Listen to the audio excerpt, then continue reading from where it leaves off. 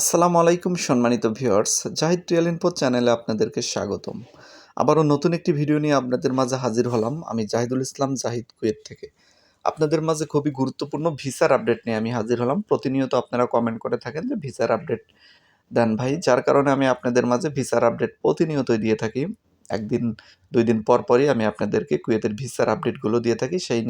যথারীতি সেই ভিসার আপডেট নিয়ে আবারও আপনাদের মাঝে হাজির হলাম। একটি কোম্পানির ভিসা বের হয়েছে, সেই কোম্পানির ভিসাটি আমি আপনাদের মাঝে রিভিউ করে দেবো এবং বর্তমান পরিস্থিতিতে কুয়েতে কোন কোন কোম্পানিতে ভিসা এবং শন পেপার বের হওয়ার সম্ভাবনা আছে এবং বর্তমান পরিস্থিতিতে ভিসার এ টু জেড আমি আলোচনা করব আপনাদের মাঝে। ধৈর্য ধরে অবশ্যই পুরো ভিডিওটি এর জন্য দেখবেন আপনারা, আশা করি। চলুন তাহলে ভিডিওটির মূল টপিক নিয়ে আমরা কথা বলি। তো প্রথমে বলি বর্তমান পরিস্থিতিতে কুয়েতের ভিসার বিষয়গুলো বলি। বিগত ৪ দিন সকল প্রকার ভিসার কাজ বন্ধ ছিল কুয়েতের। জাতীয় মানে সরকারিভাবে ২ দিন ছুটি ছিল এবং শুক্র, শনি ছুটি ছিল। যার কারণে শুক্রবার, শনিবার, রবিবার, সোমবার এই ৪ দিন সকল প্রকার ভিসার কাজ বন্ধ ছিল। তো আবারও যথারীতি মঙ্গলবার থেকে মানে গতকাল থেকে শুরু হয়ে গেছে এবং এই সপ্তাহে যে শন পেপার এবং ভিসাগুলো আপনাদের পাওয়ার কথা ছিল, সেগুলো কিন্তু এই সপ্তাহে আপনারা কেউ পাবেন না এবং পাননি, আজকেও পাবেন না। তো যথারীতি এই সপ্তাহের যে শন পেপার এবং ভিসাগুলো বের হওয়ার কথা ছিল, সেটা কিন্তু সামনের সপ্তাহে চলে যাবে। আপনারা আশা করি সামনের সপ্তাহে অনেকেই শন পেপার এবং ভিসা পেয়ে যাবেন অনেক কোম্পানি থেকেই। কারণ যে মাসের শেষের দিকে একটি চাপ থাকে একটু, যে শন পেপার এবং ভিসা বের হওয়ার, সেই চাপটা আসলে বন্ধর কারণে আরও বেশি চাপ হয়ে গেছে। এই জন্য এই সপ্তাহে আসলে বের হওয়ার তেমন কোনো সম্ভাবনা নেই। সামনের সপ্তাহে বেশি বের হওয়ার সম্ভাবনা আছে। দেখা যাক সামনের সপ্তাহে কোন কোন কোম্পানির শন পেপারগুলো বের হয়।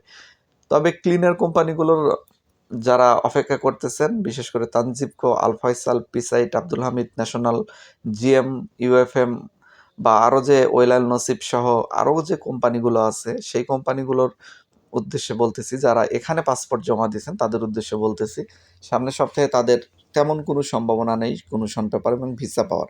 তবে সামনের মাসে ফেব্রুয়ারি মাস শেষ হয়েছে, সামনের যে মাসটা রানিং মাস শুরু হচ্ছে, সেই মাসে ভিসা এবং শন পেপার হওয়ার সম্ভাবনা আছে এই উল্লেখযোগ্য কোম্পানিগুলোতে। তবে সামনের সপ্তাহে সম্ভাবনা নেই কেন বললাম? কারণ তেমন কোনো কোম্পানি লামানা পারমিট এখনও পায়নি, এজন্যই বললাম। এরপরেও যদি কোনো কোম্পানি হুট করে ধরেন আজকের ডেটে আজকে যদি লামানা পারমিট পেয়ে যায়, তাহলে কিন্তু সামনের সপ্তাহে অনেক কোম্পানি শন পেপার দেওয়ার চেষ্টা করবে। সেটা ভিন্ন ব্যাপার, সেটা যদি হয় সেটা আপনাদের জন্য তো অবশ্যই লাকি। তবে দেখা যাক সামনের সপ্তাহে কোন কোন কোম্পানির শন পেপার হয়, সেই বিষয়গুলো কিন্তু নিয়েও আমি আপনাদের মাঝে প্রতিনিয়ত আপডেট ভিডিও নিয়ে হাজির হব।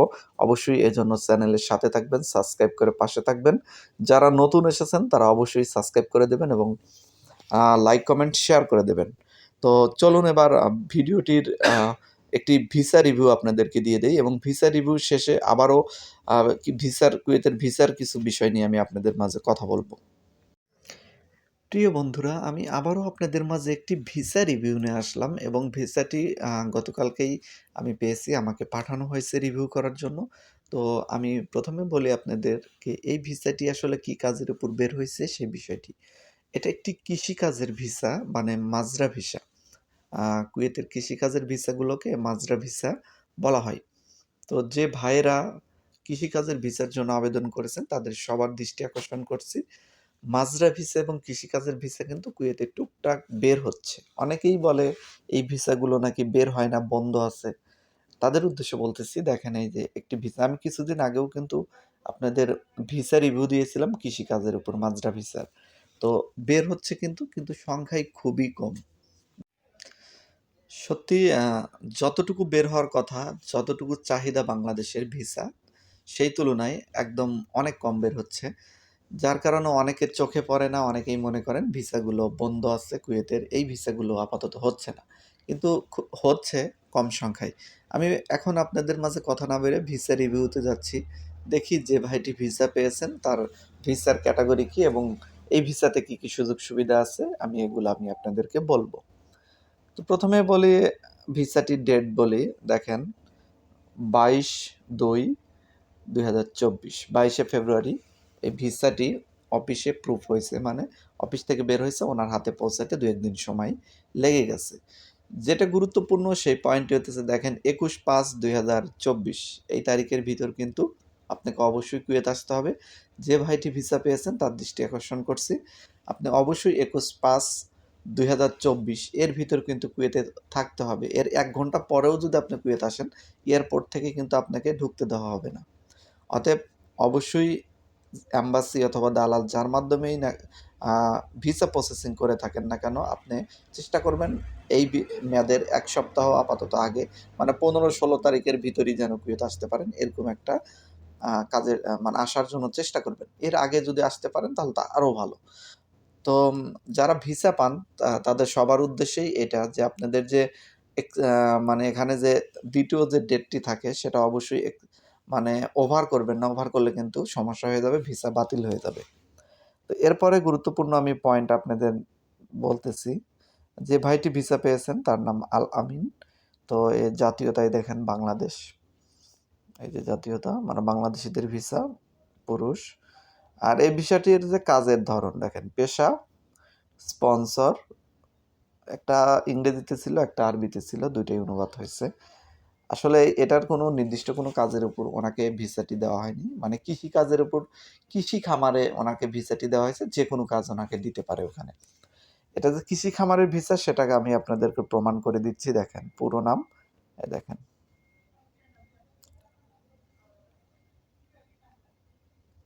ভেড়া ও ছাগল পালন, ভেড়া ও ছাগলের যে ফার্ম আছে সেই ফার্মগুলোতেই কিন্তু সেই ভাইটি মানে কাজ পেয়েছেন এবং এখানে কি যেকোনো কাজ কিন্তু সেই ভাইটি করতে পারেন। মানে মালিক পক্ষ যে কাজটি তাকে দেবে তার কিন্তু সেই কাজটি করতে হবে। সম্মানিত ভিউয়ার্স, আপনারা কিন্তু দেখতে পারলেন যে আমি ভিসাটি রিভিউ করে দিলাম আপনাদের মাঝে খুবই সংক্ষিপ্তভাবে।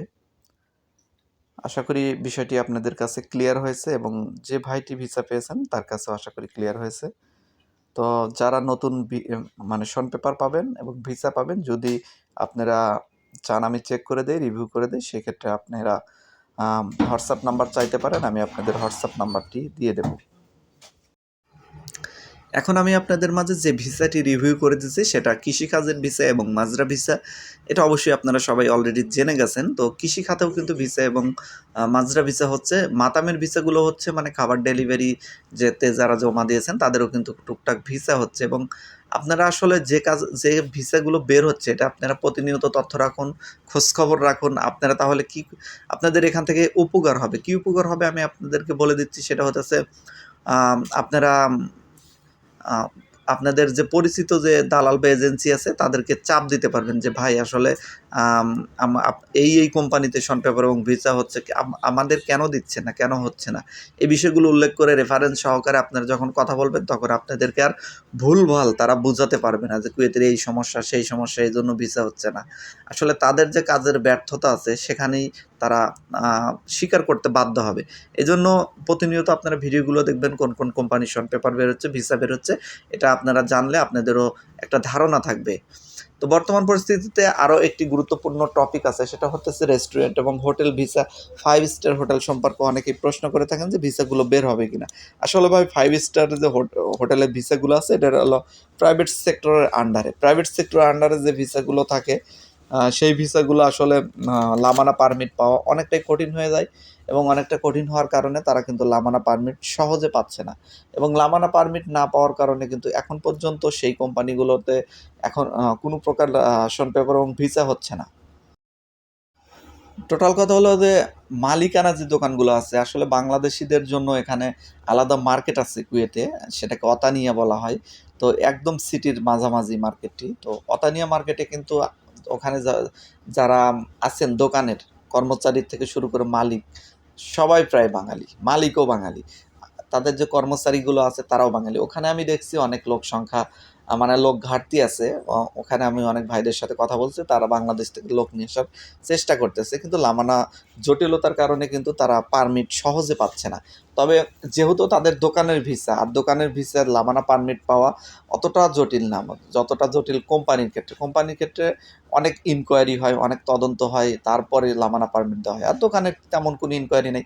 দোকানের যদি যে মালিকের আন্ডারে যে মার্কেট আছে সেই মানে ভাড়া ক্লিয়ার বা আরও যে প্রক্রিয়াগুলো আছে, সরকারি যে নিয়মকানুন, রুলস রেগুলেশনগুলো মেনে চলতে হয় এবং ট্যাক্স দিতে হয়, সেইগুলো যদি একদম ক্লিয়ার কাট কমপ্লিট থাকে তাহলে কিন্তু লামানা পারমিট পেয়ে যাবে। এবং দোকানের লামানা পারমিট যখন পাবে, বাংলাদেশি অতানিয়াতে যখন এই মানে লোক আসা শুরু হবে, তখন কিন্তু মোটামুটি ভালো একটা সংখ্যায় সেখানে লোক নেওয়ার কথা আমি জেনেছি। কারণ যে সেখানের যারা দোকান মালিক বা দোকানদার, আমি তাদের সাথে সরাসরি কথা বলেছিলাম। কারণ আমি মাঝে মাঝে ওখানে যাই, নানান জায়গায় যাওয়া হয় এই চ্যানেলের তথ্য সংরক্ষণের কারণে, সেটার ধারাবাহিকতায় সেখানে গিয়েছিলাম। এবং অতানিয়া বা সেই মার্কেটের দোকানদার, ওই জায়গাগুলোতে যদি কেউ পাসপোর্ট জমা দিয়ে থাকেন ভিসার জন্য, তাদের উদ্দেশ্যে বলতেছে আপনারা খুব তাড়াতাড়ি কিন্তু শন পেপার পাওয়ার সম্ভাবনা আছে, খুব তাড়াতাড়ি সামনের মাসের ভিতরে হয়ে যাওয়ার সম্ভাবনা আছে। তাদের লোক দরকার, তারা খুব জোরালোভাবে পদক্ষেপ নিয়েছে যে দ্রুতভাবে তারা মানে শন পেপার এবং ভিসা বের করার চেষ্টা করতেছে। আশা করি বুঝতে পেরেছেন বিষয়গুলো। আরও যদি কোনো ভাইয়ের কোনো বিষয় জানার থাকে অবশ্যই কমেন্ট সেকশনে কমেন্ট করবেন। আর কুয়েতের ভিসা আপডেট বিষয়গুলো প্রতিনিয়ত আমি আপনাদের মাঝে দিয়ে থাকি, এজন্য অবশ্যই চ্যানেলের পাশে থাকবেন। আজকের মতো এখানেই বিদায় নিচ্ছি। সবাই ভালো থাকবেন। আল্লাহ হাফেজ।